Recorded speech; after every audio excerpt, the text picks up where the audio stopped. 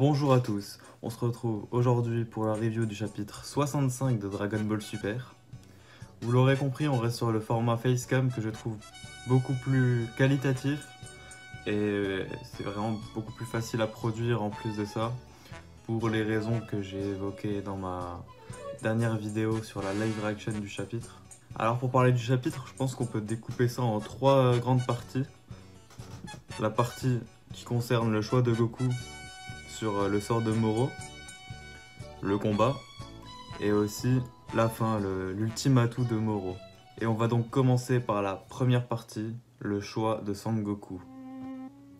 Et je parle bien sûr de la scène où Goku donne la Senzu à Moro.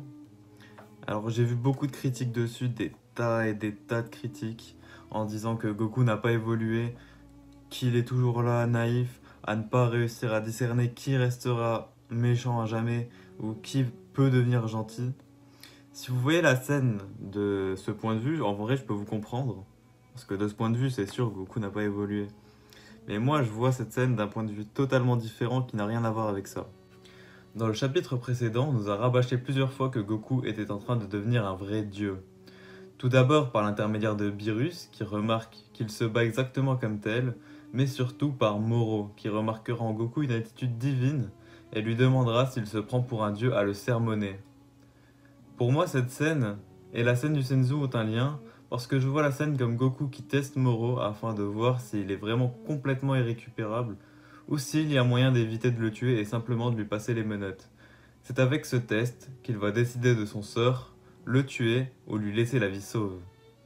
En lui donnant ce Senzu, Goku laisse volontairement à Moro une chance de trahir sa confiance et de l'attaquer en traître, ce que évidemment Moro a fait. Au final, ce Goku est devenu tellement puissant, même à fond, Moro il a aucune chance de l'avoir. Au final, même après avoir chopé les techniques de Merus, Goku est toujours trop fort. Il est trop fort, surtout par rapport à sa maîtrise que Moro ne possède pas du tout et qui lui permettra donc de gagner ce combat, même malgré le fait que Moro ait chopé les techniques de Merus. D'ailleurs, quelque chose de très intéressant, on voit que Goku, lui, s'y attendait à ce que Moro ne maîtrise pas les pouvoirs de Merus. Donc quelque part, dire que Goku est con, je suis pas trop d'accord déjà pour ça, parce que pour une fois on a un Goku qui réfléchit pendant le combat, j'ai envie de dire. Parce que si vous vous souvenez, le premier combat Goku-Moro, Goku Ultra Instinct forme prémisse là, Goku il fonçait tête baissée, il se battait bêtement, enfin... C'était pas mon Goku quoi. Mais sur ce chapitre là, Goku il se bat en sachant pertinemment les points faibles de Moro et il va faire en sorte que ces points faibles là ne lui permettent pas de prendre l'avantage et que ces points faibles là permettent à Goku de gagner ce combat. D'ailleurs, donnez-moi le titre d'oracle, non, parce que ma prédiction sur Twitter, hein. Le choix de donner un Senzu ne change pas grand chose au final, puisque c'est la magie de Moro qui lui permet de retourner la situation. Et j'ai même envie de dire, si nous, avec plusieurs mois pour faire des théories, on n'a jamais pensé ne serait-ce qu'une seule fois à ce rebondissement, comment Goku, lui, l'aurait pu en plein combat? Avec cette vision des choses, peut-on toujours affirmer objectivement que Goku a agi bêtement? Maintenant, on va parler du combat. Le combat, j'ai pas grand chose à dire dessus, il est très bien dessiné, très bien chorégraphié, il y a beaucoup d'impact, plutôt bien découpé pour une fois. La mise en scène est très bonne, et il y a une démesure qui fait vraiment plaisir à voir, parce que c'est un peu un point qu'on perdait, on va pas se mentir, sur Dragon Ball Super. Quand on voyait Végéto Blue contre Zamasu fusionné, le combat, il n'y avait aucune démesure, alors que c'était des titans au niveau surdivin, j'ai envie de dire. C'était presque niveau dieu de la destruction, voire même plus haut que les dieux de la destruction. C'est pas vraiment leur puissance, mais c'était un niveau incroyable et il n'y avait rien. Alors retrouver ça, de toute façon déjà un peu dans le dernier combat, mais là, le retrouver encore une fois un petit peu, ça faisait plaisir. Toyotaro a certainement dû se faire plaisir avec ses pages, ça m'a vraiment surpris et quand je pense à l'animé, je me dis que ça va être une dinguerie. Ce que j'ai aimé au-delà de l'impact et des chorégraphies du combat, c'est les poses que vont prendre les personnages. Surtout Goku.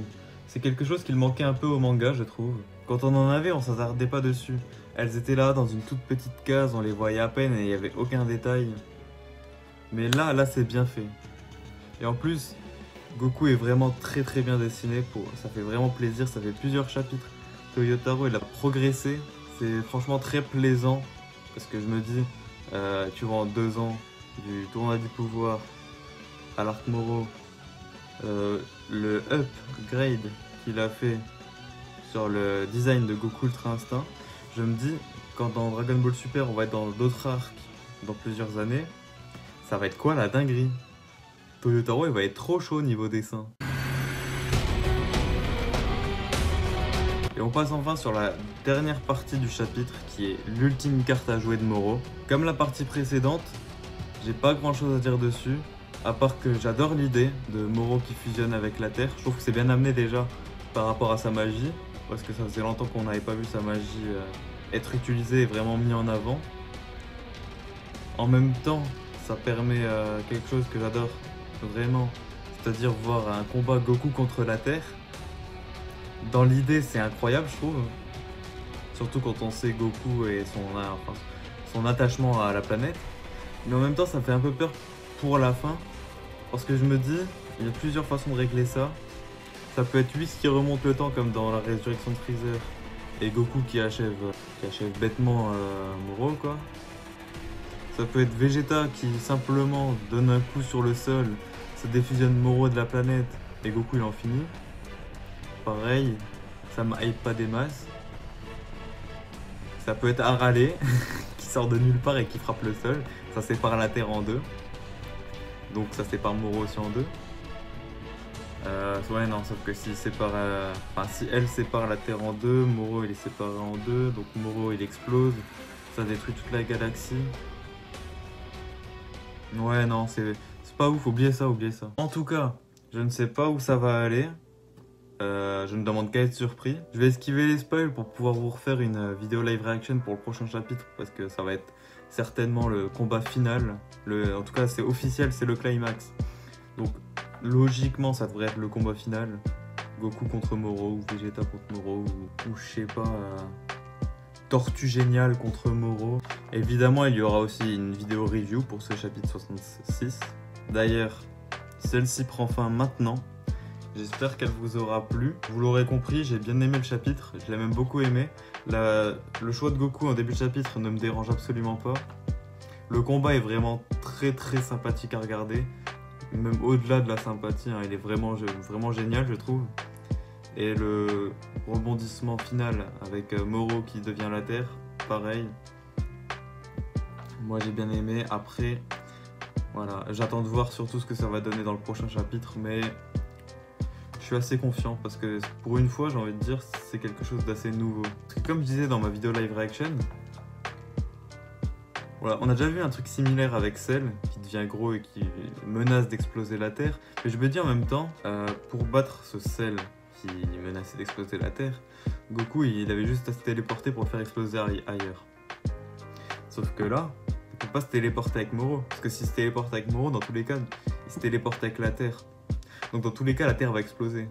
J'aimerais juste que ce soit épique. Juste pas une fin molle comme la Fukatsu no F, avec un retour dans le temps, et ensuite Goku qui fait un Kamehameha tout fatigué sur Freezer.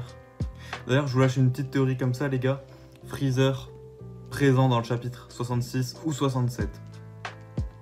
Je le sais, les gars. Souvenez-vous du chapitre bonus du tome 12, je crois, où Freezer il dit ouais, je viendrai les voir à la fin du conflit. Sur ce, je remercie tous ceux qui ont regardé cette vidéo jusqu'à la fin.